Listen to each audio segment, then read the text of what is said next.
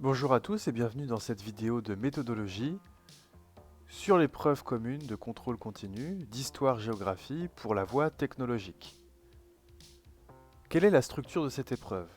Elle dure 2 heures.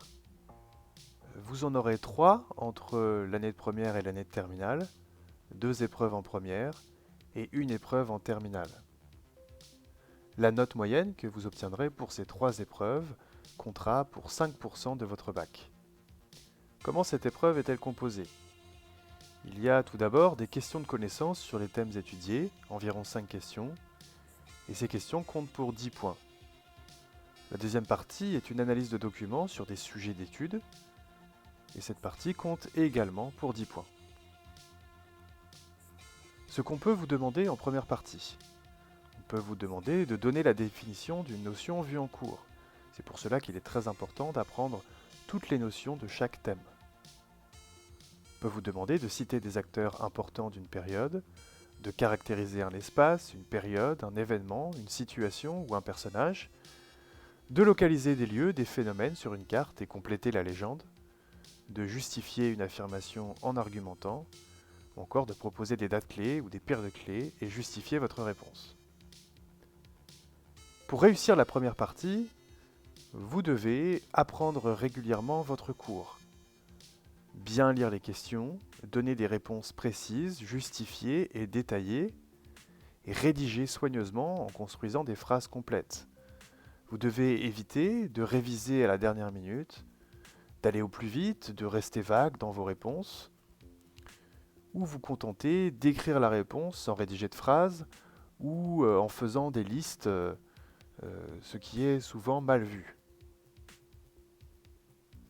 Pour la deuxième partie, attention, cette partie comporte 2 sujets d'analyse de documents, soit 2 sujets en histoire, soit 2 sujets en géographie. Vous devez choisir un seul sujet et ne faire qu'un seul sujet, celui qui porte sur le sujet d'étude que vous avez vu en cours avec votre professeur. Faire les 2 sujets ne vous apportera aucun point. Ça vous fera perdre énormément de temps et cela risque d'énerver votre correcteur. Pour réussir la deuxième partie, vous devez savoir que ce sujet est composé d'un ou de 2 documents et que les questions vous invitent à sélectionner des informations dans les documents, à les expliquer, les croiser et les associer avec vos connaissances.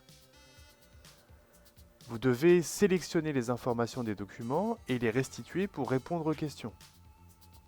Vous devez rédiger de façon organisée en citant plusieurs informations issues des documents et en expliquant ce que ces derniers nous apprennent.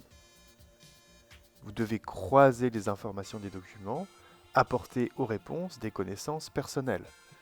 Vous devez éviter de survoler les documents et de répondre au talent. Évitez également de recopier des passages entiers des documents, ça serait de la paraphrase et ça serait sanctionné pour répondre, ou vous contenter d'un seul élément de réponse lorsque plusieurs sont possibles. Évitez de ne pas rédiger ou de faire des listes comme pour la première partie. Enfin, évitez de n'exploiter qu'une partie des documents ou de ne pas apporter de connaissances issues du cours. Voici une proposition pour gérer votre temps pendant cette épreuve. Commencez tout d'abord dès que vous pouvez consulter le sujet par surligner ou souligner l'exercice d'analyse que vous allez faire. Ensuite, prenez environ 45 minutes pour répondre aux questions de la première partie en tenant compte de l'élaboration d'un brouillon. Ensuite, environ 15 minutes pour lire les documents et les questions de la deuxième partie et pour isoler les informations vous permettant de répondre aux questions.